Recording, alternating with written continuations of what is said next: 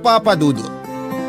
Isang pagbati po sa inyo at sa milyong tagapakinig ng inyong programang Barangay Love Stories. Tawagin niyo na lamang po ako sa pangalang Isabela. 43 years old na ako sa ngayon at teacher sa isang public school sa Legazpi, Albay. Isa rin sa mga masusugid ninyong taga-subaybay, ang isishare ko po sa inyo ay naranasan ko 25 years ago. Tubong Montalban, Rizal po ako, Papa Dudut. Anak po ako sa pagkabinata ng aking ama. Sa poder po ako ni tatay lumaki at nagkaisip. Iniwan kasi kami ng nanay ko noong 2 years old pa lamang ako. Pakiramdam ko ay sa akin binubunto noon ni tatay ang galit niya sa aking ina. Lalo at kamukhang kamukha ko ang nanay ko, sabi ng mga kapitbahay namin. Nakuha ko raw ang hugis na mukha niya at ang pagiging tsinita. Pati kinis at kulay ng balat na parang Koreana. Kaya po siguro gano'n na lamang kalayo ang loob ng tatay ko sa akin. Lumaki po tuloy akong hindi man lang natikman ang pagmamahal ng isang ama. Simulat sa pool ay wala na pong kaamor-amor sa akin ang tatay ko. Niwala po siyang pakialam sa mga nangyayari sa akin o sa mga pinagdadaanan ko. Madalas niya akong barahin kapag ibinabalita ko ang achievements ko sa eskwelahan. Parang inis pa siya kapag magsasabit ng medal sa akin tuwing recognition at graduation day. Minsan pa nga ay sinabihan niya akong wala namang silbi ang mga medalya ko dahil hindi naman daw pwedeng pakuluan at gawing sinabawan. Hindi rin naman daw pwedeng ibenta kaya wala ring pakinabang. Consistent honor student po ako simula nung elementary hanggang high school kaya mataas ang pangarap ko sa buhay, Papa Dudut. Gustong gusto ko pong makatapos ng pag-aaral pero hindi talaga interesado ang aking ama na tulungan akong maabot ang simpleng pangarap kong yon. Tutol siya na mag-college pa ako, Papa Dudut. Tuwing bubuksan ko ang topic tungkol sa kagustuhan kong makatapos ng pag-aaral, ay nauuwi lang sa mga panlalait niya ang usapan namin tapos ay pagagalitan niya ako. Gagatungan pa ng madrasta ko na isa ring mainit ang dugo sa akin. Hanggang sa tuluyan na akong nawala ng gana at pag-asa na makatungtong pa ako sa kolehiyo. Hindi na ako kumuha ng entrance exam sa mga university kasi naramdaman kong wala rin namang kabuluhan. Malakas ang loob ni Tia Marisa na insultuhin ako at pagsalitaan ng masasakit dahil madalas naman niya iyong naririnig sa tatay ko. Minsan pa nga ay hindi man lang ito nangingilag na batukan ako at kurutin kahit sa harap ng aking ama. Alam kasi ng madrasta ko na takot ito na iwanan niya.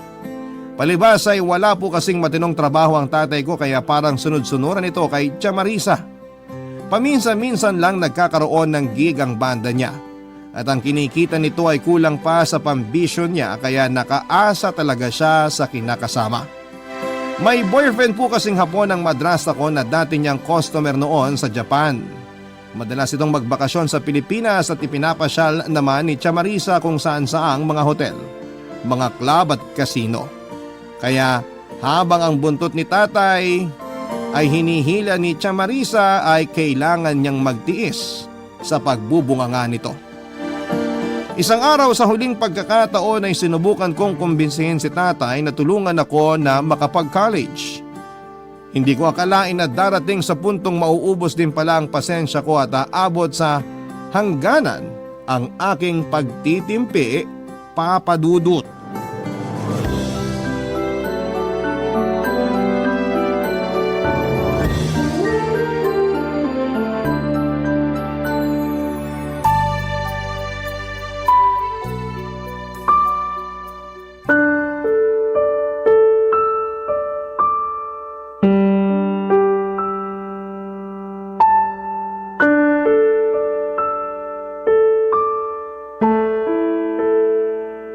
Sige na po. Gusto ko po talagang makapagtapos ng pag-aaral. Saan mo ba kukuhain ng pera yung tatay mo? Eh alam mo namang walang trabaho yan. Tart naman! Huwag mo nang ipagduldulan sa mukha ko na wala akong trabaho. Hayaan mo, baka matuloy yung gig namin sa sumulong. Baka makakuha kami ng regular na pwesto ron. Ganun naman po pala, Tay eh. Baka pwedeng mag-college na ako. Ano ka ba naman, Isabela? Paano ako suswertein sa trabaho niyan? Hindi pa nga, pinangungunahan mo na. Kahit kailan talaga, buwisit ka. Pero kasi, Tay, sayang naman po kung hindi ako makakapag-college. Ang kulit mo rin eh, no? Hindi ko alam kung paano ka nakagraduate na may honor eh. Ang hina ng pick-up mo. Ano nga ang itutustos sa'yo ng ama mo? Sa akin lang din umaasa yan.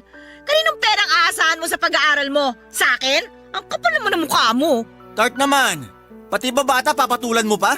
Bata pa ba yan? Damulag na yan ah. Kung tutuusin nga, pwede na yung magbanat ng buto na magkaroon naman ng silbi. Para hindi ang dalawa pa kayong pabigat sa buhay ko. Pabigat po pala eh.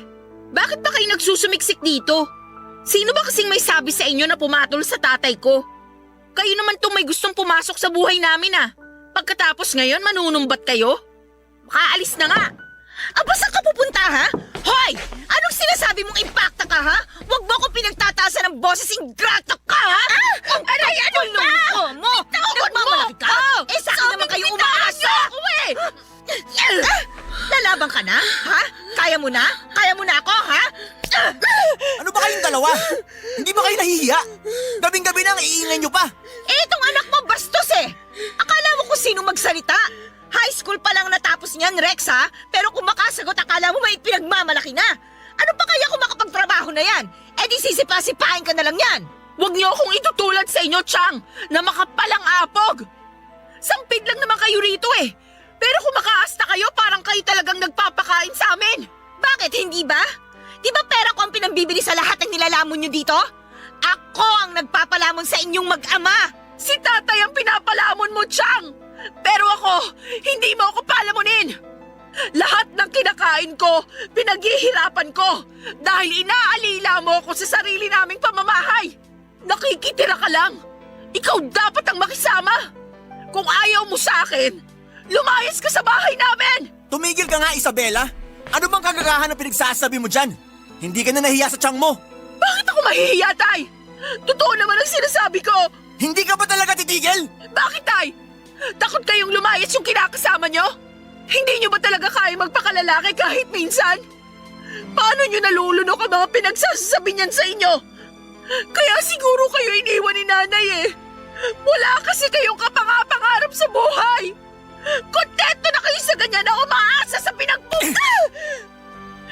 Tay, bakit nyo ako sinampal? Kasi, tatanga-tanga ka. Marunong lang ako makontento sa kung anong meron ako. Kung ano lang ang kaya ko. Hindi ako kagaya mo at ang nanay mo na masyadong ambisyosa.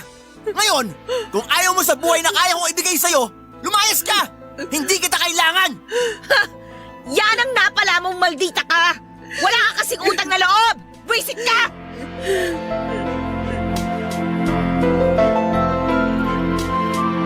Nung makalabas ay nilingon ko pa ng isang beses ang bahay namin bago ako tuluyang umalis. Noong araw na yon, Papa Dudut, bit-bit ang isang bag ng damit. Papa Dudut, masakit na mas pinili ng tatay ko noon ang kinakasama niya kesa sa akin. Para kong sinasakal sa sobrang sakit na malamang hindi pala ako mahalaga sa kanya. Na baliwala lang pala ang pagmamahal ko at pagsisikap na patunayang mabuti akong anak. Hindi ko alam, Papa Dudut, kung bakit hindi kaya ni tatay na magpakaama sa akin kahit minsan lang. Ginawa ko naman ang lahat para hindi maging pabigat. Sa totoo lang po ay nasanay na nga akong pagtiisan ang mga pinaglumaang gamit at damit ng iba. Mga gamit na bigay ng mga kapitbahay na naaawa sa akin dahil hindi ako mabilhan ni tatay ng mga bagong damit. Pati mga gamit ko sa eskwela ay puro bigay mula uniform, sapatos hanggang sa notebook. Sa murang edad ay natuto akong tumanggap ng labada at maglinis ng kulungan ng baboy kapalit ng pamasahe papunta ng eskwelahan. Nagtitinda rin ako ng pulburon, kakanin, minatamis at kung ano-anong paninda ng kapitbahay naming gumagawa ng merienda para lamang may pambaon. Pagkagaling sa eskwela, hindi ako nagrereklamo kung hindi ako natitirhan ng pagkain. Lahat po yun ay tinitiis ko. Papadudot saka ko lang nailabas ang kinikimkim kong sama ng loob nang makasakay na ako ng jeep. Hindi ko na napigilan ang pagpatak ng mga luha ko hanggang napaiyak na ako ng malakas. Hindi ko na pinansin kung pinagtitinginan ako ng ibang mga pasahero. Tinalo na rin po kasi ako ng takot ng mga oras na yon. Hindi ko alam kung saan ako pupunta noon at kung saan ako matutulog. Wala akong kakilala o kahit kaibigan na pwede kong pansamantalang tuluyan.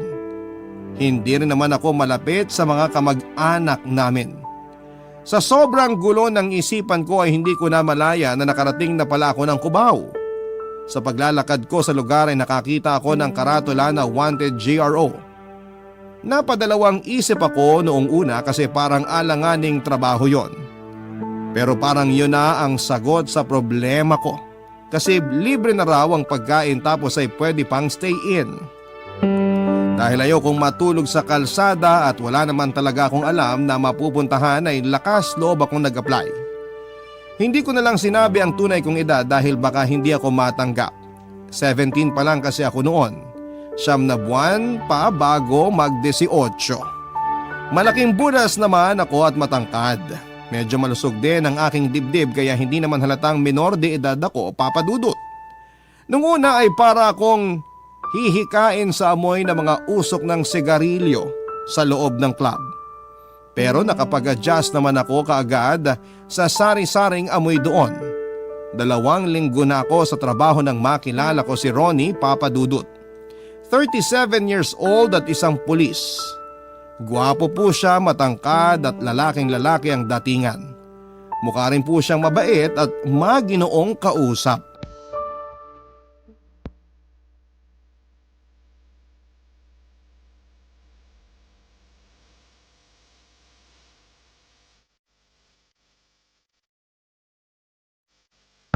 Upo ka.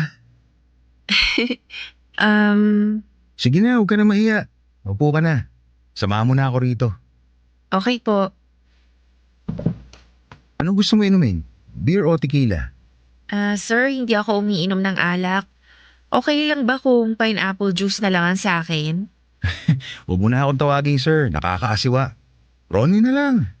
Saka ayos lang sa akin kung di ka umiinom. Mabuti nga yun para makapag-usap tayo ng matino. Hindi naman ako yung tipong mas gustong nilalasing ang babae. Salamat ha. Yung iba kasing customer nagagalit pag hindi umiinom ng alak yung ka-table nila. Hindi naman ako ganun. May ibang balak lang siguro mga ganong lalaki. Bakit? Naka-experience ka na ba ng ganong customer dito? Hindi pa naman. Pero sabi ng mga ibang babae dito, sa dati nilang pinapasukan na club, ganun daw kaya lumipat sila dito. Depende naman yan sa patakaran ng management. May mga club talaga na pinapayagan ng ganyan mga customer. Saka nasa babae na rin yun kung papayag siya. Pero ako kasi, kaya lang ako pupunta sa ganitong lugar para magpalipas ng oras. Para lang magaliw ng konti at may makausap. Kaya pinipili ko rin mga pinupuntahan ko. Gusto ko yung club na tulad nito, tahimik lang. May class sa mga pumapasok kaya komportable at iwas gulo. Madalas ka ba sa mga club? Para kasing ang dami mong alam Hindi naman ako madalas nagagawi sa mga ganito. Minsan lang pag nababagot ako. Nakakasawa rin kasing puro mga barakot na uniformeng nakikita ko sa trabaho araw-araw. Bakit? Ano bang trabaho mo? Militar ka ba? Hindi, pulis ako.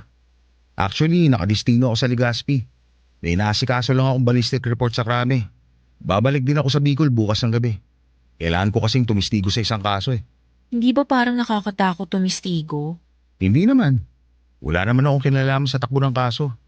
Sasabihin ko lang naman sa korte kung anong nakalagay sa resulta ng ballistic report. Ganun ba? Ayos din pala yung pagiging pulis. Iba naman pag-usapan natin.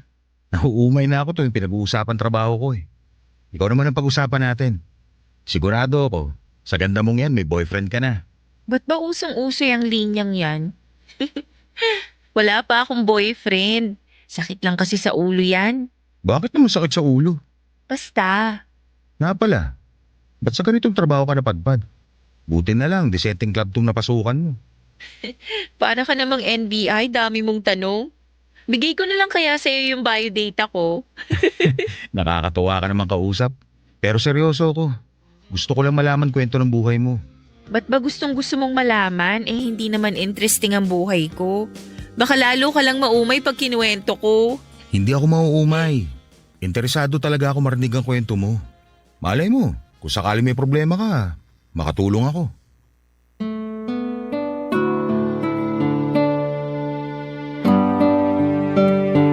Hindi ko po alam, Papa Dudut, kung bakit parang biglang gumaan ang loob ko noon kay Ronnie.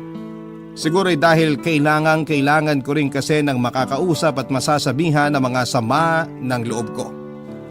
Pakiramdam ko sa sarili ko noon ay nakatagpo ako sa wakas ng kakampi at balikat na maiiyakan.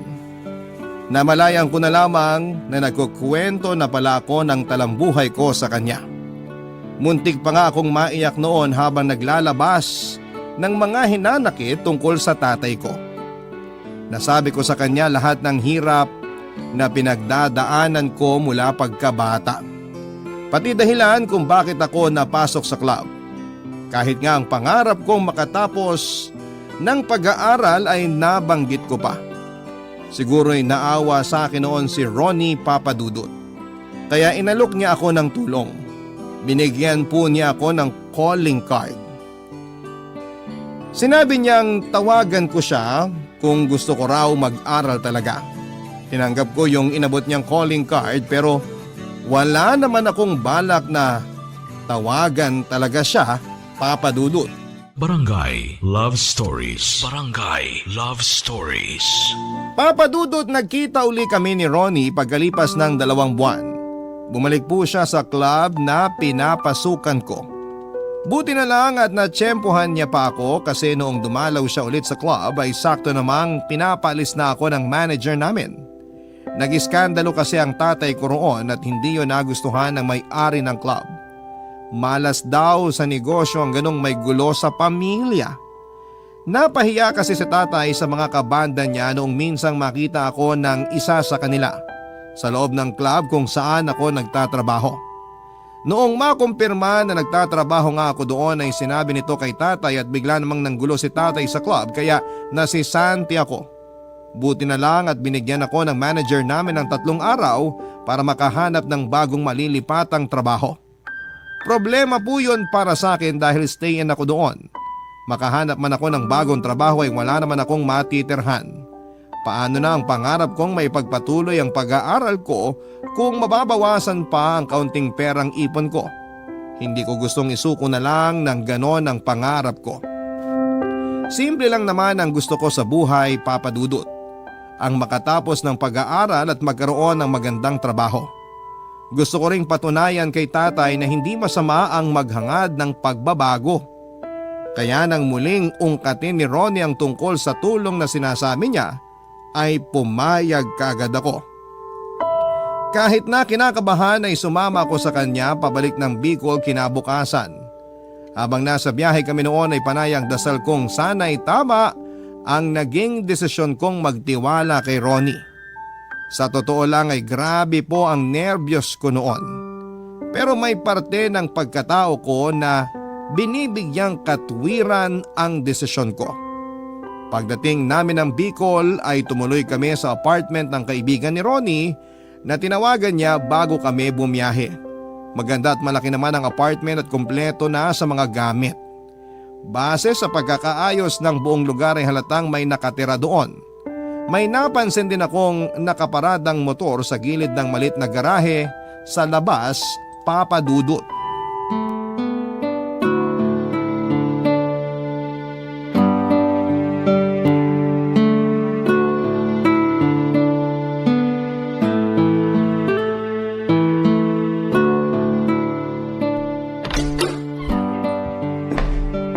Liga, tuloy ka. Apartment to ng kaibigan ko. Pinatiran sa akin na libre. Pero bihira lang umuwi rito.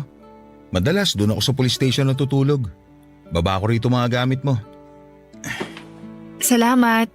Tara, upo tayo sa sofa. Sige.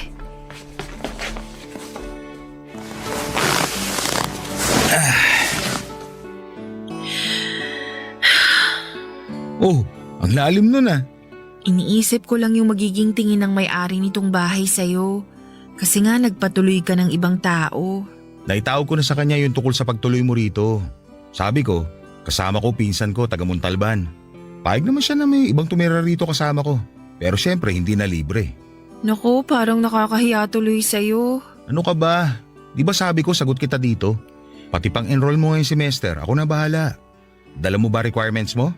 Oo, pero ang... Ganito na lang, para hindi ka mailang at mag-isip ng kung ano-ano. Klaruhin natin magiging setup natin dito. Sagot ko lahat, tubig, ilaw, bayad sa apartment, at pagkain, pati pang tuition mo. Dadalasan ko rin ng uwi rito para may kasama ka sa gabi. Huwag ka mag-alala, dito ako sa sala matutulog. Ikaw, doon ka naman sa kwarto. Ano, okay na ba sa iyo yung ganon? Okay, pero sure ka ba na dito ka sa sala matutulog? Ano ba iniisip mo? Wala akong balak na masama sa'yo. Bukal sa kalooban ko tong pagtulong ko na to. Wala akong hihingi na kapalit kaya relax ka lang. Saka hindi naman ako manyakis. Hindi kita gagapangin kung yan ang inaalala mo. Sorry, hindi naman sa ganun. Kaya lang... Kaya lang naninigurado ka. May isang salita ako, Isabela. Kapag sinabi ko, pinaninindigan ko. Kaya huwag kang kabahan. Salamat talaga ah. Pero okay lang ba sa'yo kung magtrabaho ako? Nakakahiya naman kasi kung pati mga pampersonal kong gamit sagot mo pa. Naiintindihan ko na gusto mo pa rin magkaroon ng sarili mong pera. Pero anong trabaho ang papasukin mo? Wala naman akong kakilala may-ari ng fast food dito na pwede mong pasukan kung sakali. Kaya kung GRO lang ulit ang papasukin mo, pasensya na pero hindi kita papayagan. Inalis na nga kita sa ganung trabaho tapos babalik ka pa. Marunong naman akong kumanta saka mag-gitara. Natuto ko kay tatay nung bata pa ako.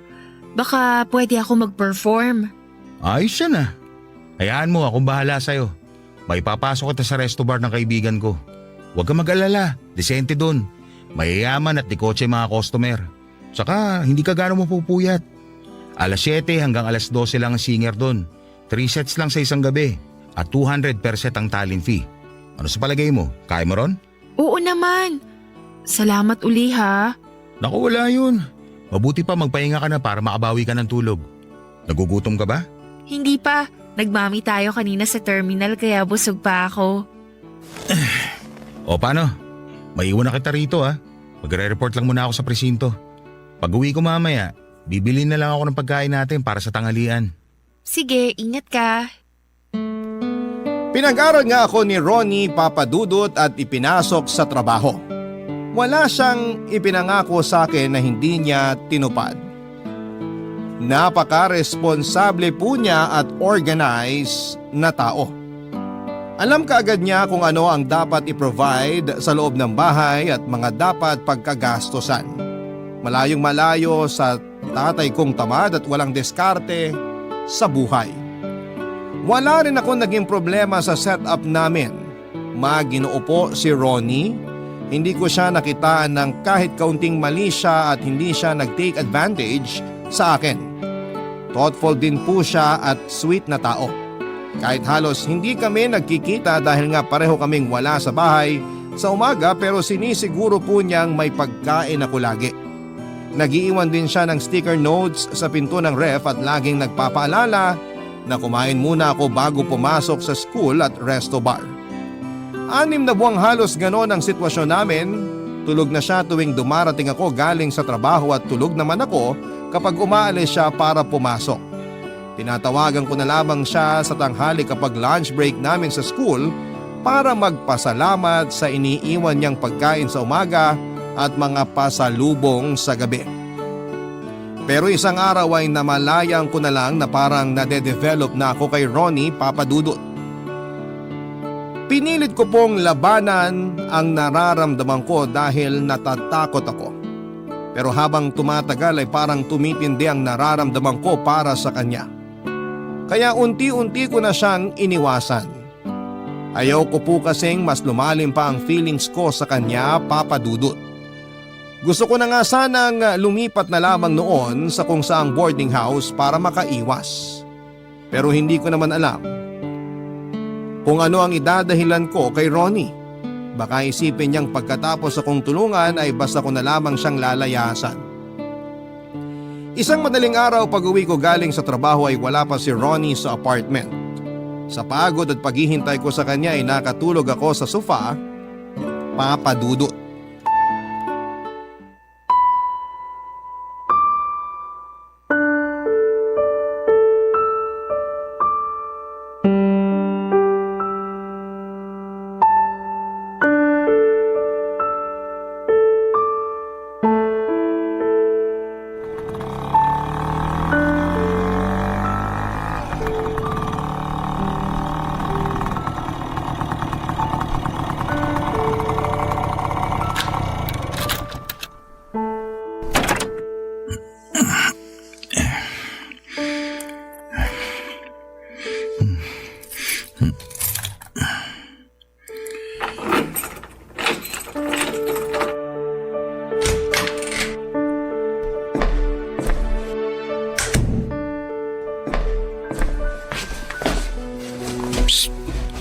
Gising ka. Ba't dito ka natulog sa pwesto ko? Ba't di ka doon sa kwarto mo? Pasensya na. Hinihintay kasi kita. Nag-alala ako sa'yo kasi wala ka pa pagdating ko kanina ng alauna. Parang di ko maalala na kasama sa usapan natin na hintayin mo akong makauwi. Mukhang nakainom ka. May problema ka ba? Ano naman ang pakialam mo kung may problema ako? May magagawa ka ba? Tumayo ka na dyan, bilisan mo. Gusto ko na umupo. Ba't bang sungit mo? Ayan, di umupo ka. Yun, nakaupo rin. Salamat ah. Galit ka ba? Tinatanong lang naman kita kasi concerned ako sa'yo. Ako galit? Langya na yan. Ako pa tatanungin mo kung galit ako? Samantalang ikaw tong umiiwas sa akin? Dapat ako nagtatanong sa'yo niyan eh. Ano ba nagawa ko sa'yo? Ba't bigla mo na lang ako iniwasan na parang may nakakahawa akong sakit? May nasabi ba akong hindi mo nagustuhan? May nagawa ba ako masama? Nabastos ba kita? Sabihin mo! Para naman hindi ako mukhang gago na nag-iisip ko anong kasalanan ko sa'yo. Wala ka namang nagawang mali. Kaso lang… Wala naman pala eh. Ba't mo ako iniiwasan? Hindi mo ba alam kung ano epekto sa akin ang ginagawa mo? Nasasaktan ako. Nasasaktan ako kahit hindi naman dapat. Kasi nga mahal kita. Mahal na kita, Isabela. Sorry. Hindi ko naman gustong iwasan ka. Pero kasi ano? Trip mo lang? Buisit! Kasi ayokong lalong mahulog ang loob ko sa'yo. Ano sabi mo? natatakot kasi akong malaman mo na gusto na kita. Teka, ulitin mo yung sinabi mo. Next month ko uulitin. Sa dibo ko. Debo? Ibig mo sabihin 17 ka pala ngayon? Lintik, ba't di mo lang sinabi? Ha? Hindi mo naman tinanong eh. Saka ba't ba nagagalit ka na naman? Wala. Kalimutan mo na lang mga nasabi ko kanina. Tama ka. Bata ka pa kaya mag-focus ka na lang sa pag-aaral mo. O yan, matulog ka na uli dyan sa sofa. Sandali, Ronnie. Saan ka pupunta? Sa lugar kung saan walang minor de edad na tulad mo.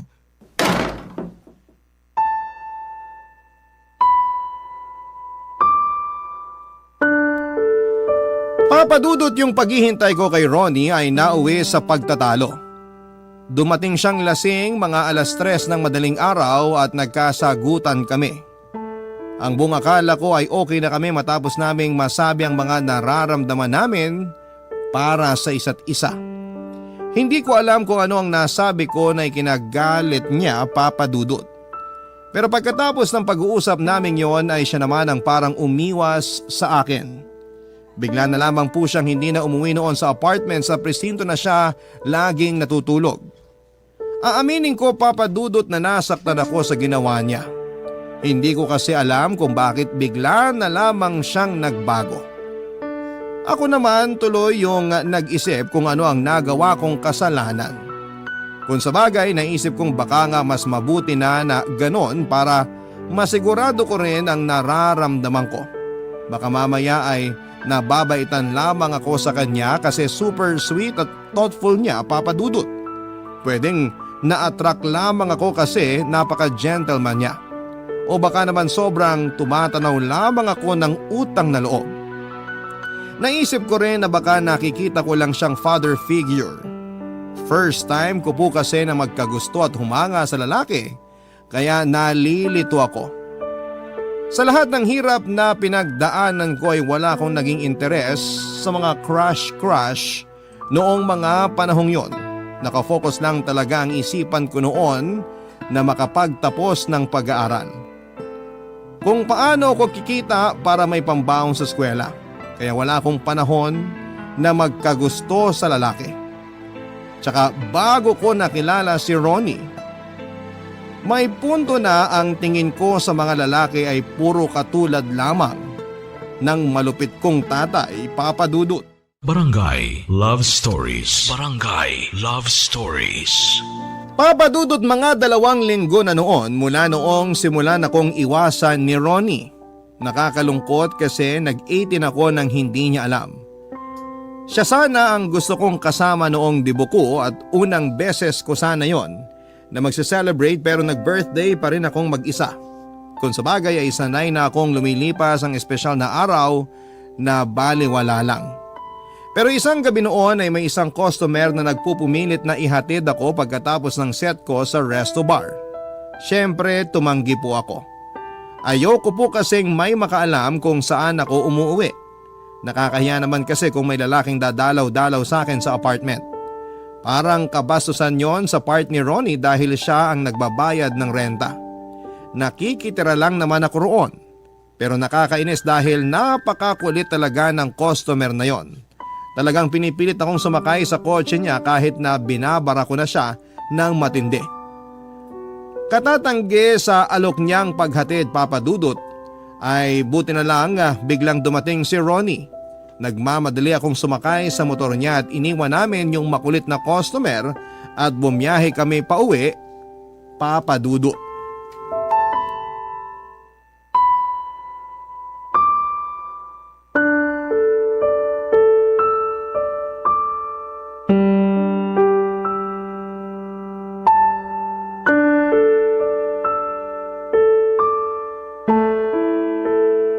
Ba't ka kinukulit ng kumag na yun? Anong sabi sa'yo nun? Gusto niya akong ihatid pa uwi. Gusto kang ihatid? Baka gusto niyang ihatid siya ng bala ko sa huling tungan niya. O baka naman kasi pinakita mo ng motibo kaya naglalaway sa'yo ng parang aso. Anong motibong sinasabi mo? Sa loob pa lang ng bar talagang makulit na yun. Lasing na kasi. Kinukulit ka sa loob ng bar pa lang? Anong sabi ni paring Eric? Wala si boss kanina eh. Kaya pala nakabuelo ka kasi walang bantay sa'yo. Akala mo siguro hindi ko malalaman oh. Hindi mo alam, kahit hindi ako nagpupunta sa trabaho mo, nakasubaybay pa rin ako sa'yo. Kaya alam ko kung may tukbol na pumaporma sa'yo. Ba't ba ganyan ka makapagsalita? Kasalanan na ba ngayon kung may kumausap sa akin? Mapipigilan ko bang mga customer na kausapin ako? Tsaka ano naman sa'yo kung ligawan ako? Wala namang batas na nagbabawal ligawan ng mga single ah. Kaya ba nagpapaligaw ka sa trabaho? Akala ko ba gusto mong makatapos ng pag-aaral? Kung ba may nandiligaw sa akin, hindi na ako makakapagtapos? Saka kasama ba sa usapan natin na bawal magpaligaw sa trabaho? Parang wala naman akong maalala. Ganon. Di nagpapaligaw ka nga. Langya talaga. Ano ba, Ronnie? Huwag mong sipain yung upuan. Atat ka na pala magkaroon ng lalaki. Kating-kating ka na pala. Ba't ka pa lumalayo? Andito naman ako. Ba't di na lang ako subukan mo? Sisiguraduhin ko sulit na sulit ka sa akin. Bastos ka! Anong akala mo sa akin? Uhaw sa lalaki? Kung makapagsalita ka parang hindi mo ako kilala. Bakit? Nagpakilala ka ba? Hindi mo nga sinabi sa akin kung ilang taon ka na talaga eh. Dahil lang ba sa pesting edad na yan kaya binabastos mo na ako? Bakit di mo na lang kasi ako diretsahin na nabibigatan ka ng kasama ako? Na napipilitan ka lang na panindigan ng mga pangako mo? Maiintindihan ko naman kung gusto mo na akong paalisin eh. Wala ka naman talagang obligasyon sa akin dahil hindi naman tayo magkaano-ano. Sorry, nabigla lang ako sa mga sinabi ko. Hindi naman ganun ang ibig ko sabihin. Ano ba kasi pinagpuputok ng butsi mo? Inaano ba kita? Wala naman akong ginagawang masama sa'yo ah. Sige, sasabihin ko na sa'yo kung bakit ako nagkakaganito. Hindi ko alam paano sasabihin, nagsiselos ako. Nagagalit din ako. Ayoko may ibang lalaking umaligid sa'yo. Ayokong popormahan ka na kung sino-sino. Lalong ayoko may nang babastos sa'yo. Dahil pag nagkataon, makakapatay talaga ako.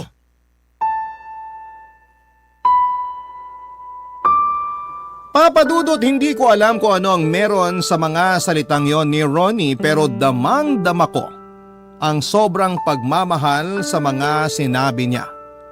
Kaya pagkatapos ng gabing yon ay muli kaming nagkaayos. Dahil nga mahal ko rin naman talaga siya ay nagpasya na kaming iakyat sa next level ang aming relasyon.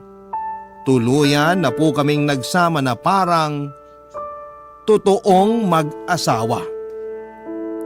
Naging maayos at masaya naman ang pagsasama namin bilang magka-live-in. Ramdam na ramdam ko ang pag-aalaga at pagmamahal ni Ronnie sa akin. Lagi siyang nakasuporta sa lahat ng bagay, lalo na sa aking pag-aaral. Siya ang unang-unang pumupuri at nakaka-appreciate sa mga ginagawa ko. Siya ang naging support system ko sa pagsisikap kong abutin ang mga pangarap ko. Kitang-kita ko sa kanya na proud siya sa bawat achievement ko, Papa Dudut.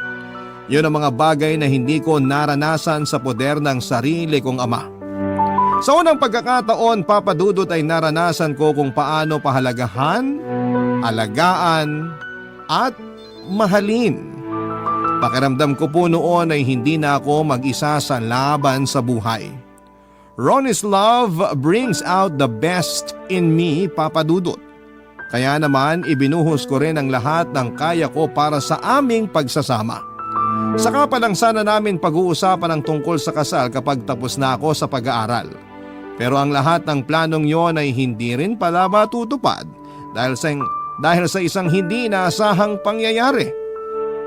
20 years old na ako noon at 39 na si Ronnie.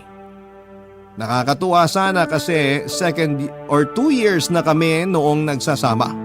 Pero yun din yung panahon na dumating ang isang dilubyong sumubok sa aking paninindigan bilang babae. Natuklasan ko po isang araw na may pamilya na pala si Ronnie. Meron na siyang asawa at mga anak. Dumalaw kasi ako noon sa presinto nila para sana sorpresahin siya sa 2nd anniversary namin. Pero ako po ang nasorpresa. Pakiramdam ko na mga oras na yon ay parang nagmukha akong tanga. Sinamantala ni Ronnie ang sobrang tiwala ko sa lahat ng mga sinabi niya. Isang pulis sa presinto ang nagsabi sa akin na ang opisina ni Ronnie ay nasa crime laboratory na nasa loob ng kampo. Dali-dali akong pumunta roon para patunayan sa sarili ko kung totoo nga na naroon si Ronnie. Pero hindi ako pinatuloy ng guard sa gate noong sabihin ko kung sino ako at sino ang sadya ko sa loob. Hindi raw ako maaaring tumuloy dahil kararating lang daw ng tunay na asawa ni Ronnie galing sa Maynila at baka magpang-abot daw kaming dalawa. Hindi naman po ako sinigawan ng guard ng mga oras na yon. Pero parang bigla akong nabingi. Daig ko pa ang nabagsakan ng bomba sa mga narinig ko. 2 kasinungalingan ni Ronnie ang natuklasan ko ng mga sandaling yon. Kaya pala bibihira na niyang banggitin ang tungkol sa trabaho niya pati ang tungkol sa kasal namin ay parang iniiwasan niya kapag nag-uungkat ako. Sa sobrang tiwala ko at pagmamahal ay hindi ko na napansin ang mga kakaibang kilos niya noon na parang laging may tinatago. Bago pa ako mapaiyak ay umalis na ako ng kampo na yon at umuwi na. Habang pauwi sa apartment namin ay isa-isang nag-flashback sa isipan ko ang gabing nakilala ko si Ronnie. Hindi pala siya naiiba tulad ng inaakala ko.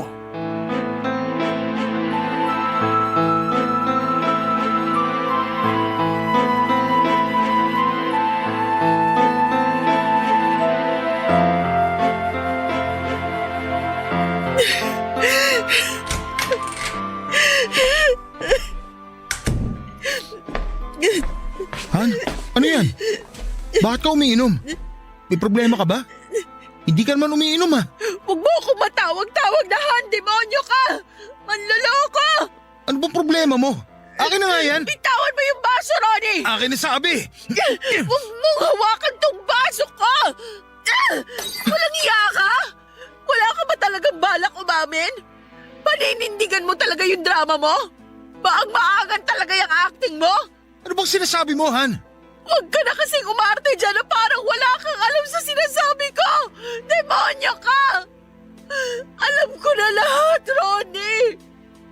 Alam ko nang may pamilya ka na. Sorry, hindi ko naman ginustong saktan ka. Hindi ko akalain na aabot tayo sa ganito. Sa ganito? Na ano? Na malalaman ko rin pala na niloloko mo ako? Alam mo, ang sakit lang. Kasi nagtiwala agad ako sa kabaitang pinakita mo. Akala ko totoo lahat yon. Akala ko wala ka talagang ibang intensyon sa akin kaya mo ako tinulungan. Yun pala, kinukuha mo lang ang loob ko. Tulad ka rin pala ng iba, mapagsamantala! Wala naman talaga akong ibang intensyon noon. Gusto lang naman talaga kitang tulungan. Hindi ko naman akalain na mahuhulog ang loob ko sa'yo. Hindi ko naman pinlano to. Plinano mo! Kasi kung hindi, sana sinabi mo kaagad! Para nagkaroon man lang sana ako ng chance makapag-isip bago nakipagrelasyon sa'yo. Kung gusto ko bang maging kabet o hindi. Sana sinabi mo para nagkaroon ako ng choice. Pero hindi eh. Umpisa pa lang, sinadya mo nang magsinungaling. Isabela, sasabihin ko naman talaga eh. Naunahan lang ako ng takot. Mahal na mahal kasi kita. Hindi ko na kayang mawala ka. Pwede ba yun? Paano yung asawa mo? Hindi mo siya mahal? Palagay mo maniniwala ako sa'yo? Nire-respeto ko siya dahil nanay siya ng mga anak ko. Yun na lang ang nararamdaman ko para sa kanya. Please naman, unawain mo ko. Ngayon lang ako nagmahal ng ganito katindi. Hindi ko pa ito naramdaman sa kahit sinong babae, kahit sa asawa ko. Isipin ko pa lang na mawawala ka sa akin para hindi ko na matatanggap. Huwag mo nang bilugin ang ulo ko, Ronnie! Palagay mo natutuwa ako sa sinabi mong ako lang ang minahal mo? Anong kasiguraduhan ko na hindi mo rin gagawin sa akin tong ginawa mo sa asawa mo? Kapag nakakita ka ng higit sa akin, anong assurance ko na hindi mo rin ako lolokohin? Ngayon pa nga lang, hindi mo na kayang maging tapat sa akin eh. Kaya please din, tapusin na lang natin to. Ayusin ko na mga gamit ko. Bella, please naman. Huwag mong gawin sa akin to. Mag-usap Bitiwan tayo. mo ako! Teka lang, sandali. Bitiwan mo ako! Uy! Ano ba bang gusto mo pag-usapan natin? Malinaw na sa akin lahat. Hindi mo na kailangan ipaliwanag ang sarili mo. Kaya kung totoong mahal mo ko, hayaan mo na akong umalis. Huwag mo akong ilubog ng husto sa kasalanan. Dahil kahit kailan, hindi ko pinangarap maging kabit. Wala nang nagawa si Ronnie nung umalis ako, Papa Dudut. Pakiramdam ko na mga oras na yon ay hindi ako makahinga sa sama ng loob. Parang gustong sumabog ng dibdib ko sa sobrang sakit. Mas grabe sa sakit na nararamdaman ko noong lumayas ako sa amin. Umiiyak akong daig pang namatayan habang sakay ng tricycle papunta sa boarding house ng kaklase ko. Pagkatapos ng hiwalayan namin ni Ronnie ay saka ko lang naisip na masyado pala akong naging desperadang makaranas ng pagmamahal. Deep inside pala ay isa rin yon sa mga pinapangarap ko. Yun din kasi ang kulang sa buhay ko. Hindi ko naranasang mahalin simula pagkabata kaya nahulog ang loob ko kay Ronnie dahil pinunan niya ang lahat ng kulang sa akin. Dumating siya sa buhay ko na parang knight in shining armor. Pero hindi tulad ng mga fairy tale ay hindi pala lahat ng love story ay may happily ever after na ending. Gaya na lamang ng sa aming dalawa. Kalaunan ay natanggap din niya ang pakikipaghiwalay ko. Nabalitaan ko na nagpalit na siya ng destino. Naiwan naman ako sa Bicol at tinapos ang 3 pang natitirang semester ko sa college. Nag-working student ako at tinuloy ko ang pagtugtog sa resto bar ng kaibigan ni Ronnie. Hindi naman naging kaso sa may-ari ang paghihiwalay namin ng kaibigan niya.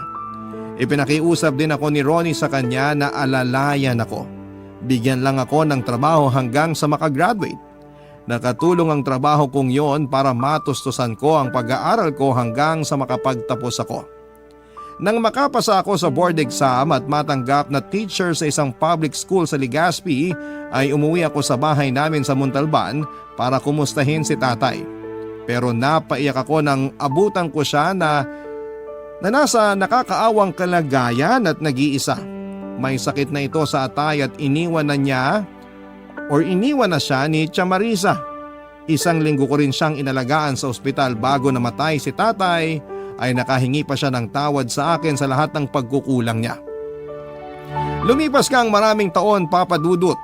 Sa ngayon ay masaya na akong naninirahan dito sa Daraga Albay. Malapit lang po ito sa eskwelahang pinagtuturuan ko. Nakatakda akong ikasal sa aking boyfriend na hindi ko na lamang papangalanan.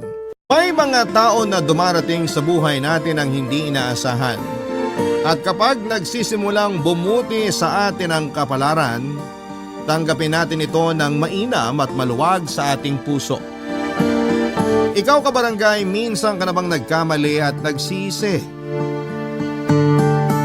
Dear Papa Dudut, ang second chance binibigay lamang sa mga taong deserving. Yan ang paniniwala ko noon kasi pakiramdam ko ay hindi ako karapat-dapat sa ikalawang pagkakataon na yon.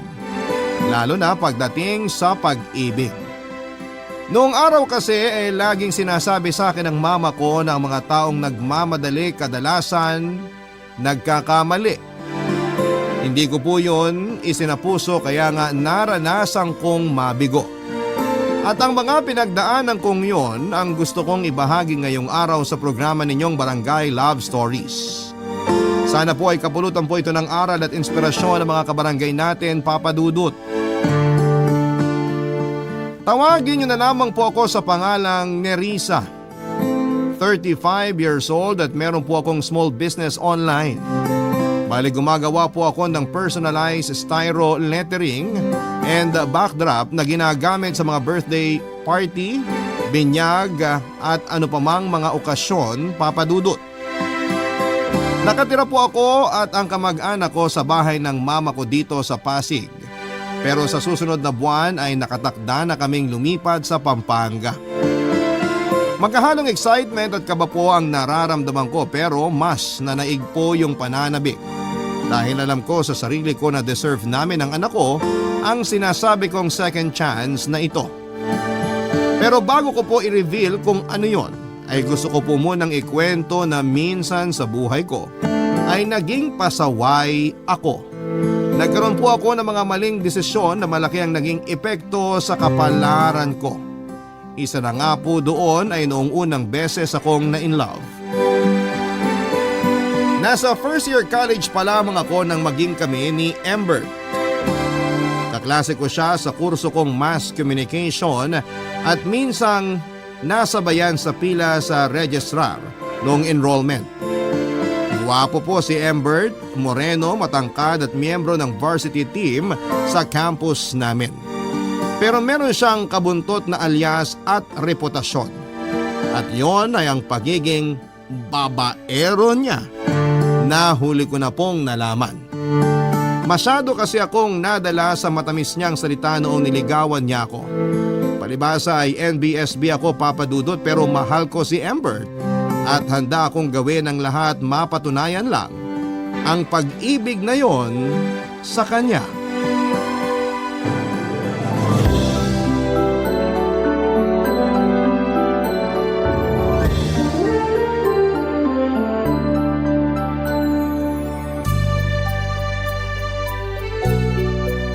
O ayan, upo ka muna dyan sa kama, babe. Embert, ano bang ginagawa natin dito sa kwarto mo? Akala ko ba doon lang tayo sa sala niyo? Diba umalis si na mama mo? Pinagbabantay ka nila ng bahay? Kaya nga umuwi na tayo rito at hindi na tumambay pa sa school. Saka ikaw na may sabi. Wala si na mama, kaya nga sinama kita rito. Ano ba kasing gagawin natin dito sa kwarto mo? Ano bang gusto mong gawin natin, babe? Ha? Wala akong gusto. Ako meron. Kinis talaga ng balat mo, babe. Mamahalin sigurong lotion ang ginagamit mo. Babe, ano bang ginagawa mo? Bakit mo ko hinahawakan sa braso? Ayaw mo ba? Babe, wala namang tao. Tayo lang, kaya pagbigyan mo na ako. Embert! Arte mo naman.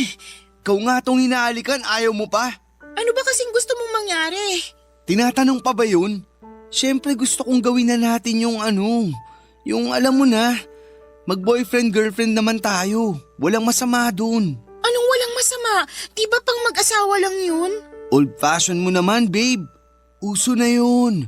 Ginagawa na yun kahit hindi pa mag-asawa. Kaya huwag ka na mag-inarte dyan. Alam kong gusto mo rin ako masolo. Pero, natatakot ako. Natatakot saan? Dun sa hindi ko alam kung anong gagawin. Yun lang pala eh. Huwag ka na mag-alala kasi ako nang bahala. Tuturuan kita. Mag-e-enjoy ka, promise. Magugustuhan mo tapos baka hanap-hanapin mo pa nga eh. Paano kung mabuntis mo ko? Hindi ka mabubuntis kasi gagamit tayo ng proteksyon. Saka alam ko naman gagawin kaya relax ka lang dyan. Kailangan ba talaga natin gawin to? Hindi pa kasi ako handa, babe. Di ba mahal mo ko? Ha? Oo, mahal na mahal kita. Bakit mo ba tinatanong yan? Yun naman pala. Ano pa bang problema mo? Sige ka, pag hindi mo ako pinagbigyan, iiwanan kita. Babe naman, wag. Nag-overthink lang ako. Huwag ka na kasi mag-overthink. Dami mo pa kasing sinasabi dyan na kesyo natatakot ka, hindi ka pa handa o ano. Kung mahal mo ako, ibibigay mo sa akin sarili mo, babe. Diba? Sinabi ko sa'yo na relax ka lang. Ako nang bahala. Hindi mo kailangang matakot kasi kasama mo naman ako. Mahal kita, alam mo yan. At hindi ko hahayaang may mangyaring masama sa'yo. Ayos ba yun? Hindi ka ba naniniwala sa akin? Naniniwala ako sa'yo. Yun naman pala eh. May tiwala ka rin ba sa akin, babe? Meron. Ayos naman pala lahat. Kumalma ka lang kasi. May enjoy mo rin yung gagawin natin. Basta gagawin mo lang. Huwag mong pigilan sarili mo. Kasi wala naman makakarinig sa'yo rito. Dahil tayo lang tao sa bahay. Pero, nahihiya ako eh. Kanino? Sa akin? Oo. Bakit ka naman mahihiya sa akin? Boyfriend mo ako. Oo nga, pero... Ayan ka na naman. Nag-overthink ka na naman. Halika na nga rito sa tabi ko. Bakit ba kasi ang layo-layo mo? Dali, lumapit ka sa akin. Babe. Ayan, lapit ka sa akin. Ganyan nga. Huwag ka na mag-alala. Enjoyin mo na lang.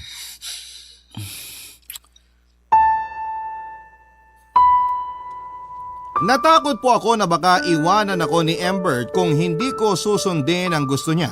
Kaya kahit kabado ako at walang kaalam-alam sa kama ay hinayaan ko po siyang gawin ang gusto niya. Aaminin ko na na-enjoy ko naman po katagalan, Papa Dudut.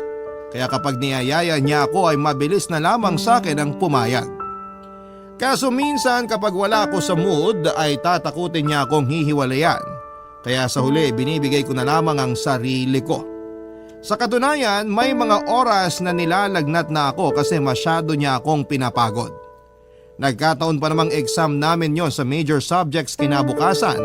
Pero dahil hindi kami nag-review pareho ay wala kaming masyadong nasagot sa aming mga exams. Butit hindi naman kami bumagsak, kamuntik lang. Hindi ko po yun makakalimutan kasi pumasok ako sa school kahit masama ang pakiramdam ko. Dahil sa pagiging gwapo at matinik ng boyfriend ko ay marami pong kababaihan ang nalink sa kanya, Papa Dudut. At ang nakakainis pa, kahit halata naman nilang kami ay panay pa rin sila sa paglalandi kay Amber. Minsan may inaway na nga ako at pinagselosang taga-tourism na kapwa kandidato ni Amber sa pre-event ng university namin. Napansin ko kasi na kulang na lamang ay maglaway sa kanya ang boyfriend ko. Alam ko naman na maganda siya at sexy pero malandi din kasi. Nakuha pa talagang makipagharutan sa boyfriend ko, Papa Dudut.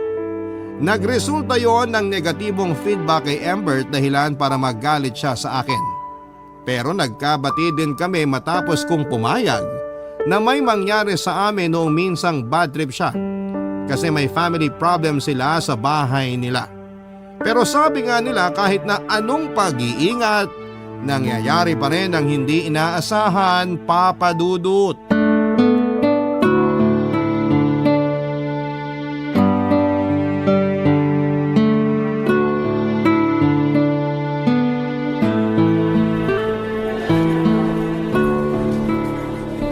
Aalis na ako. Embert, sandali! Huwag ka nga munang umalis, kinakausap pa kita. Ano ba kasing sasabihin mo? 10 minuto na ako sa harapan mo, hindi ka naman umiimik. May gala pa kami ng tropa ko. Girlfriend mo ko, mas uunahin mo pang sumama sa mga tropa mong yon? Oo, kasi naaalibadbaran ako sa pagiging clingy mo. Wow, ako pa palang clingy ah. Sa ating dalawa, ikaw tong mahilig. O bakit? Nagrereklamo ka? Gustong gusto mo nga. Lakas nga ng sigaw at Tumahimik ka nga. Mamaya may makarinig sa'yo. Ano pang isipin dyan? pakiko sa iisipin nila. Oh, ano ba kasing sasabihin mo? Sabihin mo na kasi, kung hindi lalayasan na talaga kita. Ano kasi, babe? Oh, bakit ganyan mukha mo? Ano ba kasi yun? Buntis ako. Ha? Anong sabi mo? Buntis ako. Buntis ako sa baby natin, babe. Hindi ako naniniwala sa'yo. Hindi naman April ngayon, kaya wag mo ako maprank-prank dyan. Hindi nakakatuwa. Anong prank? Hindi kita pinaprank. Baliw ka ba? Ikaw ang baliw. Kasi sinasabi mong buntis ka kahit hindi. Anong kahit hindi? Ginawa mo pa ako sinungaling, siraulo ka. Delayed ako. Ilang araw na kaya kinabahan na ako. Tapos nag-decide akong bumili ng pregnancy test kit. Inulit mo ba? Baka mamaya mali lang yung result. Oo, inulit ko ng 3 beses tapos... Nasaan na ba yun? Ito. O ayan, parehong-pareho, 2 linya. Ibig sabihin yan, positive. Buntis ako sa baby natin, babe. Hindi totoo yan. Layo mo nga sa akin yan. Hindi ako naniniwala dyan. Paano ka hindi maniniwala? Yan na nga sa harap mo yung ebidensya. Ilang beses may nangyari sa atin, di ba? Sabi mo mag-iingat ka, pero anong ginawa mo? Pinuntis mo pa rin ako. Nag-ingat naman ako. Di ko nakasalanan na may nakalusot pala. Ay, lintik naman talaga oh. Oh, anong iniiyak-iyak mo dyan? Babe, natatakot ako. Hindi pa ako handa magka-baby. Kahit anak natin to. Akala mo ikaw lang yung natatakot? Ako rin naman. Saka ayoko pang maging tatay. Lagot ako sa airpods ko. Baka palayasin ako nun sa bahay namin. Kung makapagsalita ka, parang hindi mo dugot laman ang batang dinadala ko. Oh, bakit? Kasasabi mo lang din na hindi ka pa handang magka-baby. Tapos ako walang karapatang magsabi ng nararamdaman ko? Oo, pero ganyan ka ba talaga? Alam mo, ewan ko sa'yo. Basta, ayoko sa batang yan, tapos. Ha? Hindi naman pwedeng ayawan mo agad yung baby natin. Sige, sabihin mo anong gagawin ko rito. Sa lagay, ako na lang bahala. 2 tayong gumawa nito. Ewan ko, hindi ko alam. Alamin mo, huwag ka mang iwan sa ere. Manahimik ka nga muna. Nag-iisip ako. Huwag kang umiyak. Mamaya ano pang isipin ng mga tao dyan? Natatakot kasi ako eh. For sure, lagot ako sa mama ko. Tapos, kung ano-ano pang sasabihin sa akin at tsahin ko pag nalaman nilang buntis ako ay nag-aaral pa tayo. Di palaglag mo yung baby. Ano sinabi mo? Ayoko nga, masama yun. Mas masama kung bubuhayin mo yung anak natin, hindi pa nga tayo handa. Baka hindi rin natin siya mabigyan ng maganda at maayos na kinabukasan. Pero, hindi ka ba kinikilabutan sa mga sinasabi mo? May buhay ng baby natin. Dugo pa lang yan, wala pa yung isip. O kung meron man, hindi naman niya maiintindihan yung nangyayari. Kaya kung ako sa'yo, alisin mo na yan sa katawan mo ngayon din. Ay, huwag kang matakot kasi kasama mo naman ako. Basta gawin mo lang yung sinasabi ko. Kasi mahal mo ako, di ba babe? Oo, mahal na mahal kita, babe.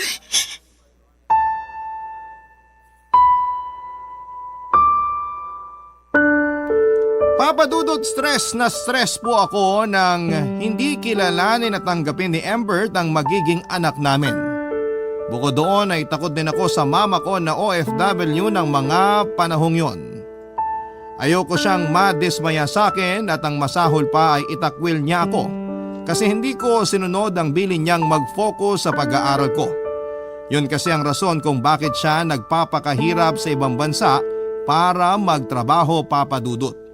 Wala na kasi kaming tatay ng babae siya, kaya si Mama na lang ang magulang namin. Meron po akong isang kapatid na lalaki at nakatira kami sa tiyahin namin na walang asawa. Pero may isang anak na babae na kaedad ko rin that time. Pero hindi kami magkasundo. May pagka-intermedita ka rin kasi ang tita ko at kulang na lamang ay isumbat sa amin ng kapatid ko yung pagtira namin sa bahay nila. Kaya naman hindi kami close. Kaya nga malaki ang pinagbago ng buhay ko nang makilala ko si Embert kasi naranasan kong magkaroon ng pamilya at mga kaibigan. Pero dahil sa mga masasakit niyang sinabi ay nasaktan po ako ng husto. Kaya lang mas natakot po ako nang sabihin niya sa akin na iiwan niya ako. Kaya naman sinunod ko ang gusto niya. Oo, Papa Dudut. Pinalaglag ko ang baby namin at nagpatuloy sa pag-aaral namin. Pero noong nasa 3rd year na kami ay muli niya akong nabuntis. Hindi na po ako pumayag na ipalaglag ang magiging anak namin kasi kinain ako ng matinding konsensya. Nalaman na rin po ng pamilya namin ang nangyari kaya pinilit nila kaming tumira sa isang bubong at magsama bilang pamilya. Kinailangan ko pong magsakripisyo at huminto sa pag-aaral kasi masela ng pagbubuntis ko, Papa Dudut. Noong mga anak ako ay nawala na ako ng ganang bumalik sa eskwelahan. Hindi na rin naman nakatapos si Embert kasi mas pinili na lamang niyang mamasukan sa call center para may panggastos kami at pangkain sa araw-araw. Pero ang hirap, Papa Dudut. Kasi naranasan kong magka-postpartum habang nag-aalaga ng baby namin. Tapos si Embert ay nandoon sa mga katrabaho niya at madalas na nakikipag-inuman at walwalan. Barangay Love Stories. Barangay Love Stories. Nag-live-in po kami ni Embert at nagrenta ng apartment, Papa Dudut. Pareho pong hindi mayaman ang pamilya namin pero laking pasalamat ko na lamang kasi inalalayan nila kami para makapagsimula. Tulad ng inaasahan ko ay disappointed sa akin si Mama pero mas maraming nasabi na masakit na salita ang tiyahin ko. Nagkasagutan pa nga kami kasi akala mo ay kung sino siya samantalang hindi naman niya ako iniluwal. Ayoko na rin pong tumira sa bahay niya kaya naman porsigido talaga akong makabukod kami ni Embert. Kasi baka malaglag ang baby sa tiyan ko dahil sa stress, Papa Dudut. Pero hindi po naging madali ang lahat. Lalo na noong nagbuntis ako at dumoble ang hirap ng mga anak na ako. Wala kasing umaalalay sa akin o gumagabay man lamang, Papa Dudut.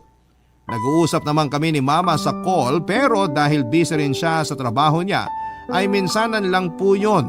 Tapos ay pumapasok pa si Embert kaya madalas akong walang kasama sa inuupahan namin. Kahit na pagod at puyat ako ay kailangan kong kumilos kasi may anak na ako.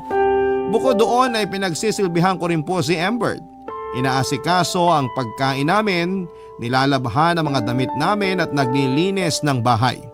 Ayaw po ni Embert ng marumi at madalas niya akong pinapagalitan kapag may hugasin sa lababo o alikabok sa paligid.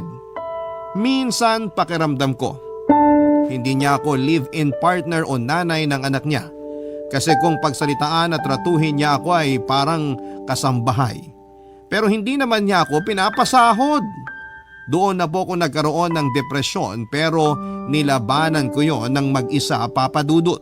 Hindi kasi nakikinig si Embert pag nagsasabi ako tapos madalas pa siyang busy sa trabaho niya. Inuuna niya ring samahan ng mga kaibigan niya pag nagyayaya ng gimmick o inuman kasi raw ay kailangan yon para tumagal siya sa trabaho niya.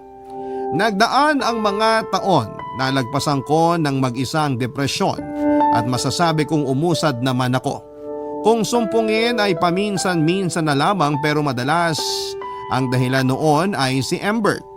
Na-stress kasi ako kakaisip na merong mga babaeng nauugnay sa kanya sa pinagtatrabahuhan niyang call center. At parang proud pa siya na pinipilahan kuno siya ng mga kababaihan kasi gwapo raw siya kahit pamilyado na. Dahil doon ay tumindi ang insecurity ko sa katawan at lumala ang pagiging selosa at mapaghinala ko, Papa Dudut. Madalas ko siyang inaaway, bagay na hindi niya kinakatuwa ng mga panahong yon, Papa Dudut.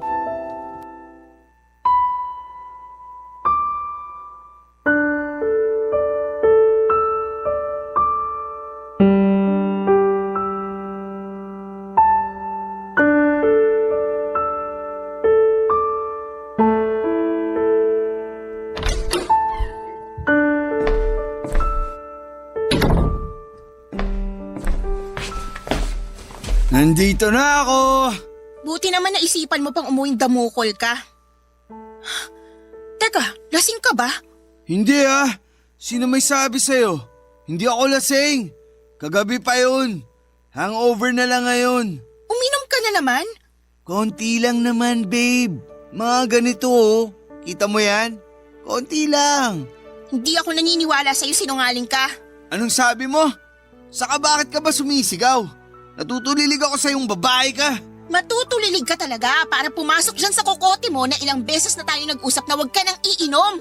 Lagi ka na lang naglalasing ah. Lagi ka na lang gumagastos sa alak, Embert. Pera ko naman yun ah. Hindi mo naman pera yun, kaya bakit ganyan ka kung makapagsalita? Saka oo nga, nag-uusap na tayo. Pero anong magagawa ko? Niyaya ako ng mga katrabaho ko eh. Alam ka namang hindi ko sila. Yun naman talaga dapat ang ginawa mo, pero gusto mo rin kasi. Mas inuna mo na naman sila kaysa sa amin ng anak mo, demonyo ka. Hindi ako demonyo, Nerissa ah. Halika nga rito. Anong gagawin mo sa akin, Embert? Bitiwan mo ako ah! Imbis na tanungin mo ako kung kamusta ako o ipaghain ng makakain, yan talagang ugaling kanal mo ang bungan mo sa akin. Sino matutuwa kung lagi ka na lang ganyan? Tsaka kapal ng mukha mo tawagin ako may ugaling kanal. Eh kumusta naman yung sa'yo? Di talaga titigil yung madaldal mong bunganga. Paduduguin ko yan. Bitiwan mo nga ako! Bitiwan mo ako, Embert! Eh di sige. Pwede bang tumahimik ka na? Baka akalain ng mga kapitbahay kinakatay kita. Titigil lang ako pag tumigil ka na sa ginagawa mo. Wala akong ginagawang masama. Huwag mo nga akong gawing tanga. Alam ko may nilalandi kang babae na katrabaho mo, kaya hindi ka makahindi sa nagyayaya sa'yo.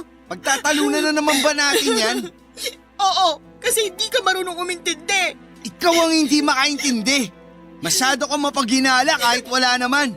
Tatamaan ka ulit sa akin, sige. Bakit? Nagsasabi lang naman ako ng totoo. Walang totoo sa sinasabi mo kasi lahat ng lumalabas sa bibig mo nakakainis. Embert, bitiwan mo ako. Huwag mo ako sabulutan. Gagawin kong gusto ko kasi ikaw nga sinasabi mo mga gusto mong sabihin. Kung kinakailangan kong bunutin yung mga buhok sa anit mo, manahimik ka lang, aba gagawin ko yun. Rico, Nerissa, ano ba? Kinagat mo pa ako. Aso ka ba? Hayop ka, Embert. Napakasama mo.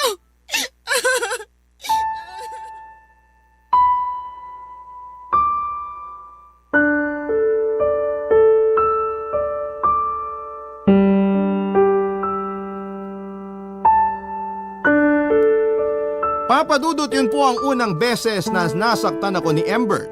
Kaya naman magkahalong gulat at takot ang namayani sa akin.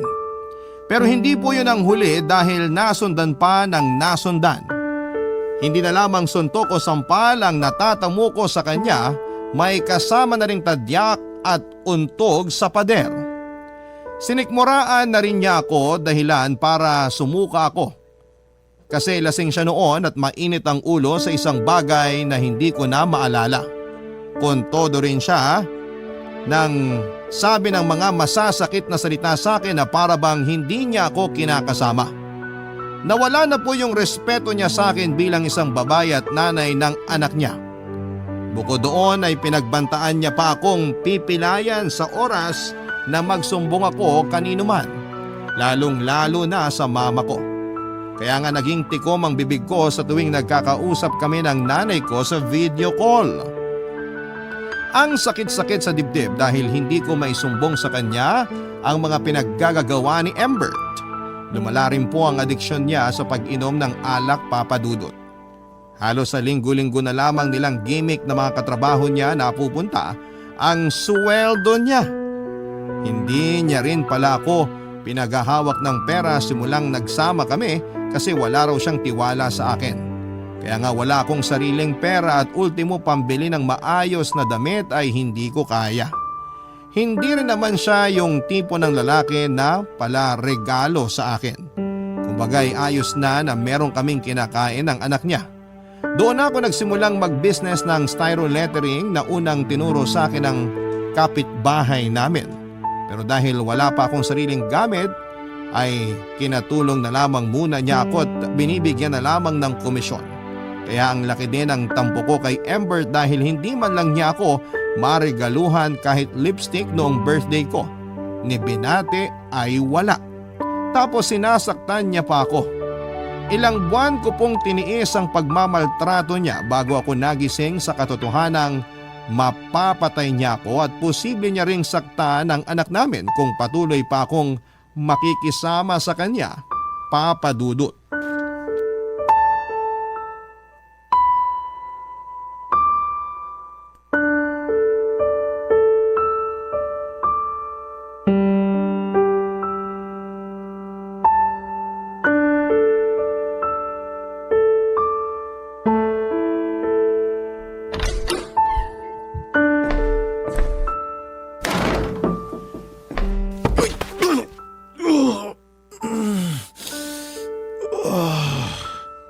Nerissa! Nerissa! Nasaan ka bang babae ka? Embert, alas 11 na ng umaga, umuwi ka pa. Sorry na, babe. Hindi ko talaga naindihan mga katrabaho ko. Gustong gusto talaga nila akong kasama sa inuman namin eh. Kasi ako raw yung clown ng grupo. Kung wala ako, edi walang magpapatawa. Hindi na happy. Happy mo mukha mo. Tingnan mo nga yung itsura mo, mukha kang pulubing pinabayaan ng mga katrabaho mo. Tsaka ano yung nasa kwelyo ng damit mo? Lipstick? Lipstick nga! Sinasabi ko na nga ba? Naku, wala lang yan, babe. Huwag mong pansinin yan. Anong huwag pansinin? Sino ba ba yan? Yun ulit? Yung laging inaasar sa'yo? Sabihin mo! Tulungan mo kaya muna akong bumangon bago mo ako tanungin dyan. Bumangon ka mag-isa mo, bahala ka sa buhay mo! Grabe ka naman. Parang ibang tao naman ako. Ay, nakaupo rin. Hoy, babe! Pagayin mo ako almusal. Pagtimpla mo ako kape. Nahihilo ako. Sakit ng ulo ko. Teka, Nerissa? Nerissa, ano bang ginagawa mo dyan sa kwartong babae ka? Lumabas ka nga dyan! Hindi ko na kaya yung pagwawalang hiya mo sa akin, Embert. Tapos hindi ka lang siraulo, nananakit ka pa. Sawang-sawa na akong pakisamahan kang baliw ka. Nerissa, bakit dala mo mga gamit mo? Ano yan? Hindi ba halata? Aalis na kami ng anak mo. Dadaanan ko lang siya sa school niya. Tapos hindi na kami uuwi rito kasi buwisit ka. Nerissa naman! Hindi na ba natin to pwedeng pag-usapan? Ano pa bang klaseng usap ang gusto mo, Embert? Kasi kung usap lang naman, ilang beses na natin ginawa. Sabi mo pa nga sa akin, nagsasawa ka na. Tapos ngayon, tatanungin mo ko kung hindi na natin pwedeng pag-usapan. Paano ko sabihin ko hindi na? May magagawa ka ba? Sa bagay, wala ka nga palang pakialam sa nararamdaman ko kaya wala ka ring magagawa. Ikaw nga yung rason kung bakit kulang na lang mabaliw ako dahil sa mga pinaggagawa mo, hayop ka.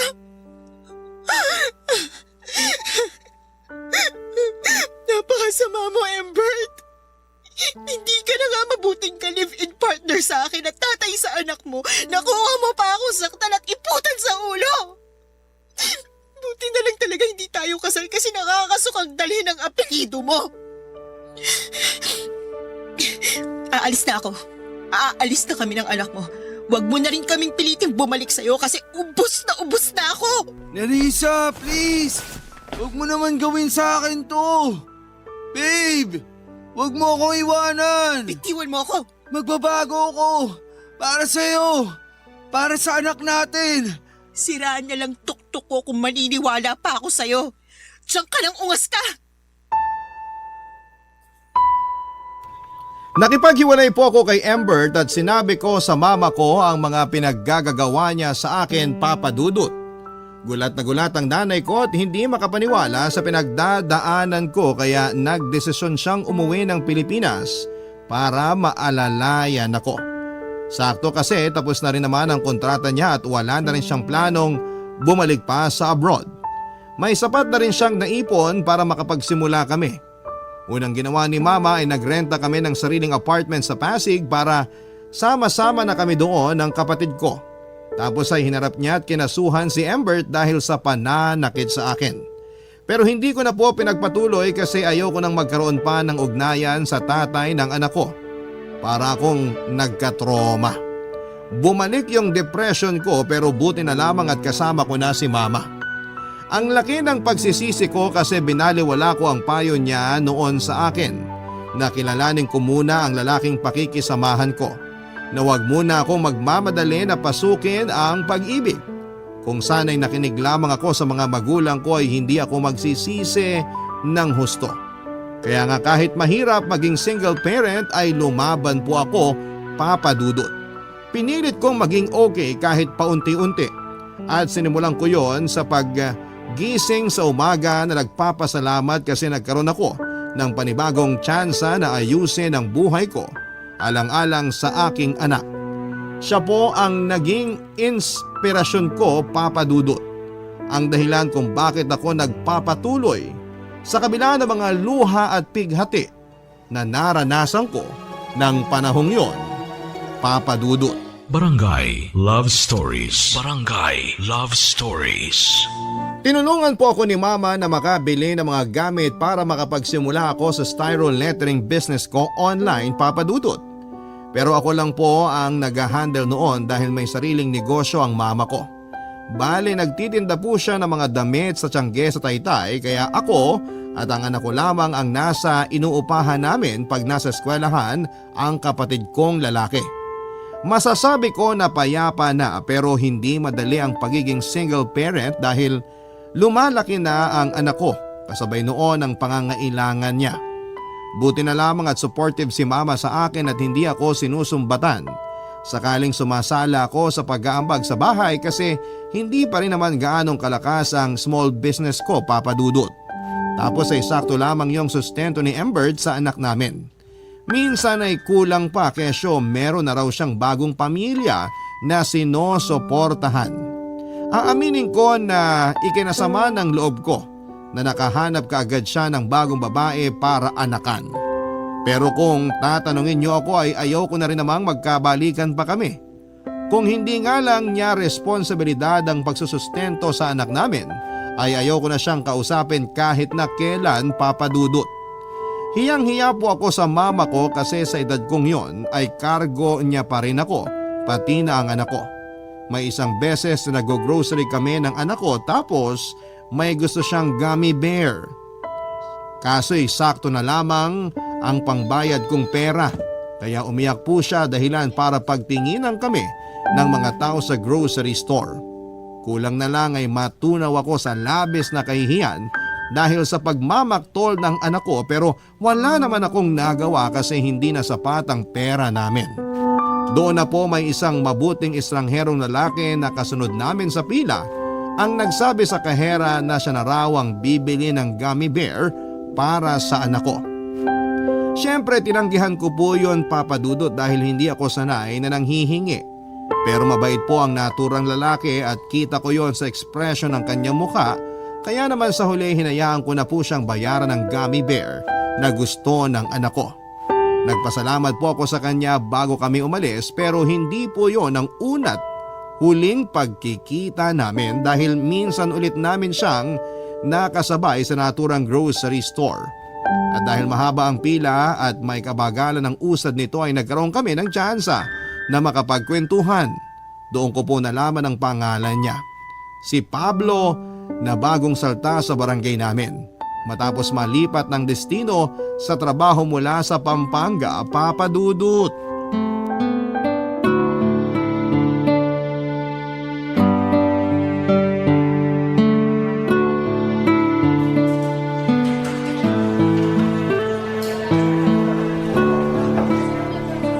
Buti na lang pumayag kang lumabas kasama ako ni Risa. Bakit naman hindi? Wala namang masama. Wala namang magagalit kasi pareho tayong single. Tama, walang masama at walang magagalit. Pero masaya lang talaga ako kasi busy ka pero napagbigyan mo yung pagyaya ko sa'yo. Oo nga eh. Ilang beses mo na nga ba ako niyaya? Sa sobrang dami, hindi ko na mabilang. Naaawa ka na lang ba sa akin kaya pumayag ka ng sumama? Magagalit ka ba kung sasabihin kong oo? Hindi, magpapasalamat pa ako. Alam mo, palabiro ka rin, no? Sakto lang. Ayoko lang masyadong seryosohin ang buhay. Seryoso na nga ako pagdating sa karir ko tapos pati ba naman sa ibang bagay? Aray, parang tinamaan naman ako. Masyado kasi akong seryoso ngayon sa buhay ko, Pablo. Alam mo na, may anak akong binubuhay. Kung okay lang itanong, nasaan ang tatay ng anak mo? Ayun, sumakabilang bahay na. Ng babae? Hiwalay na naman kami nung nagkaroon siya ng bagong kinakasama. Ako yung nakipaghiwalay. Ako yung umalis sa poder niya kasi hindi ko na siya kayang pakisamahan. Nananakit siya, Pablo eh. Tapos, nang bababae rin kahit kami pa. Kaya nga, hindi na ako nagulat nung nakahanap siya agad ng iba pagkatapos namin siyang layasan ng anak niya. Hindi pala madali ang pinagdaanan mo. Naiintindihan ko na kung bakit seryoso ka sa buhay. Kailangan kasi may anak na ako eh. Yung sustento naman sa kanya ng tatay niya, sakto lang. Minsan nga kulang pa. Eh, lumalaki na ang anak namin kaya sabi ko sa sarili ko, igagapang ko pag-aaral niya. Ayoko siyang matulad sa akin na hindi nakapagtapos ng pag-aaral dahil maagang nabuntis. At mas pinili ko makisama sa tatay niya. Meron ka na bang pinagsisihan sa buhay mo? Meron din naman. Lahat naman siguro tayo meron. Ako kasi malaki yung regret ko dahil hindi ako nakinig nun sa mama ko. Binaliwala ko yung payo niya na mag-aral muna ako bago pumasok sa pag-aasawa. Mas inuna ko kasi yung puso ko, kaya nabulag ako. Nagmahal ka lang naman, hindi mali yun. Hindi nga, pero yung mga desisyon sa pagmamahal na yun yung mali. Baka kapag nalaman mo, husgahan mo ko tapos sabihin mo na masamang babae ako. Sino ako para gawin yun? Hindi rin naman ako perpekto. Sa bagay, pero yung akin kasi, gabi-gabi kong pinagsisisihan. Kung pwede ko lang ibalik yung nakaraan, sana hindi ko na ginawa. Iniisip ko nga, baka karma tong nangyari na sinumpa yung pagsasama namin ng tatay ng anak ko kasi nagawa namin yung bagay na yun. Nagsisisi na ako. Kung ano man yung bagay na yon, mahalaga pinagsisihan mo na.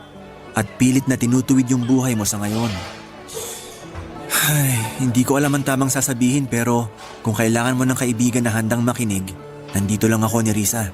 Salamat, Pablo. Dami ko ng utang sa'yo. Una na dun yung pagbabayad mo sa gummy bear ng anak ko. Yun ba? Wala yun. Kung alam mo lang na grabe yung hiya ko. Huwag mo nang isipin yon. Maliit na bagay lang yon. Hindi maliit na bagay yun ah. Babayaran ko na. Huwag na, magkano lang naman yun. Pablo naman, pera mo pa rin yun. Oo nga, pero isipin mo na lang na pamasko ko na lang yun sa anak mo. Kulit mo rin pala. Alam mo yan, ilang beses kitang kinulit para lang pumayag ka lumabas kasama ako. Oo nga, pero hindi naman ako napipilitan. Bukal sa loob ko na lumabas kasama ka. Mabait si Pablo, gwapo at manumanay magsalita. Gustong gusto siya ng anak ko at kitang-kita ko na mapagmahal siya sa mga bata. Nagtatrabaho bilang executive assistant si Pablo sa isang private company sa Pasig. Pero dati raw ay nasa Pampanga siya naka-assign. Ilang linggo pa lang siya sa lugar namin kaya aminado siya na wala pa siyang kakilala o kaibigan. Kaya nga masaya siya kasi pumayag ako noong lumabas kasama siya nang huling beses kaming magkausap sa pila sa kahera doon sa grocery store kung saan din kami unang nagkita. Sa isip ko ay wala namang masama since pareho kaming single at masasabi ko doon na doon ko na nga po mas nakilala si Pablo Papadudut. Naging masaya din ako sa kwentuhan namin ng araw na yon. Ewan pero ang gaan ng loob kong kasama siya. Hinatid pa nga niya ako sa inuupahan namin kaya pinatuloy ko siya sa bahay para makita ang anak ko. Pinakilala ko rin siya kay mama at sa kapatid ko bilang kaibigan. Pag-alis ni Pablo ay tinanong ako ni mama kung magkaibigan lang ba talaga kami. Natawa ako at sinabing oo kasi Yun naman talaga ang relasyon naming dalawa. Papa Dudut, nasundan pa nga po ng ilang pang paglabas ang unang date namin ni Pablo sa loob ng 3 buwan naming pagkakakilala. Kung hindi kami lumalabas kasi busy ako sa business ko at pag-aalaga sa anak ko, ay siya ang pumupunta sa inuupahan namin para makipag-bonding sa anak ko. Tinutulungan din niya ako sa business ko kahit na nga wala talaga siyang ideya doon, Papa Dudut. Nakikita ko naman na masaya siya habang natututo, kaya naman masayang masaya ako. Pero hindi ko po alam kung ano ang intensyon sa akin ni Pablo. Ayoko pong mag-assume na baka may something yung mga bagay na ginagawa niya. Hindi ko rin po alam kung handa na akong makinig kung sakaling sabihin niya, Papa Dudut.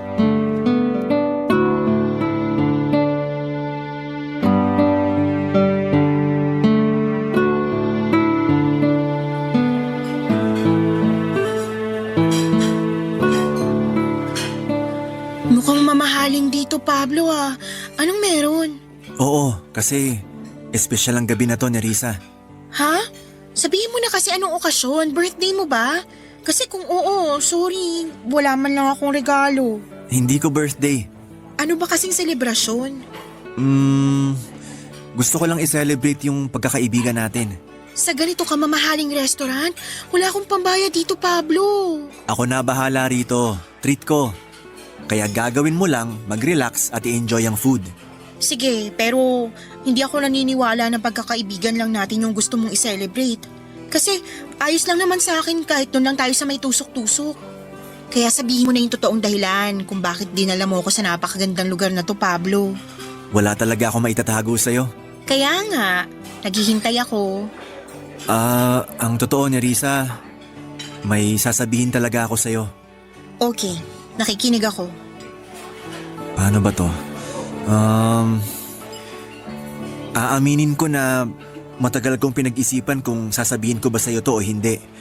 Kasi natatakot ako sa magiging reaksyon mo sakaling malaman mo. Pero hindi ko na kasi kayang sarilinin pa. Naiintindihan ko, Pablo. Huwag kang matakot kasi ako lang naman to. Okay.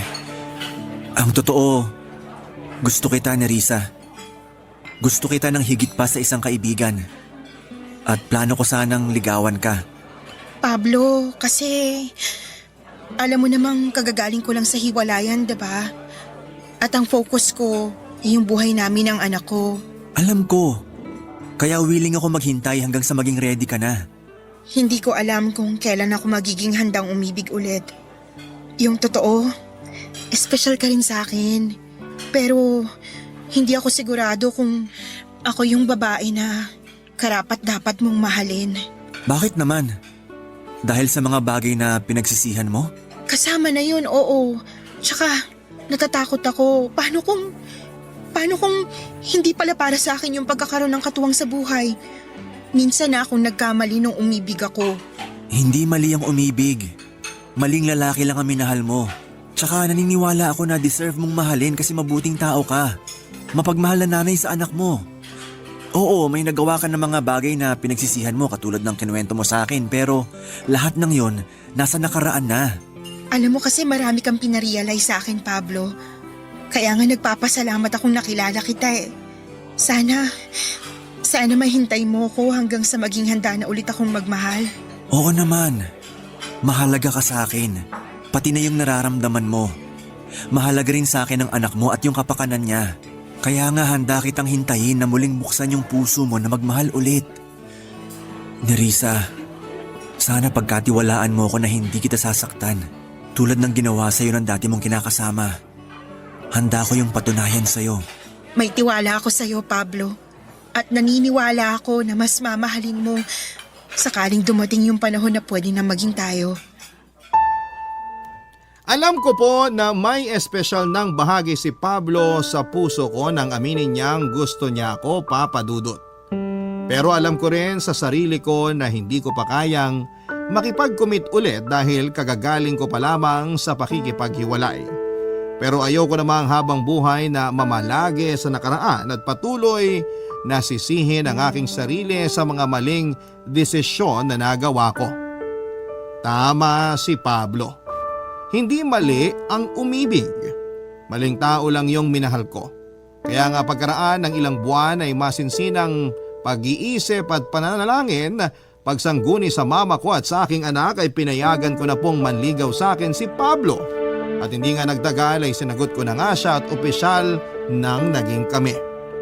Papadudot walang pagsidla ng kaligayahan sa puso ko kasi binigyan ako ng second chance na magmahal at mahalin. At ngayon na ikakasal na kami ni Pablo ay hindi na ako makapaghintay na gugulin ang habang buhay kasama siya. Maraming salamat po sakaling mapili po ninyong i-area ang istorya ng buhay ko at sana'y kinapulutan po ito ng aral at inspirasyon ng mga kabarangay natin na tulad kong avid listener ng Barangay Love Stories.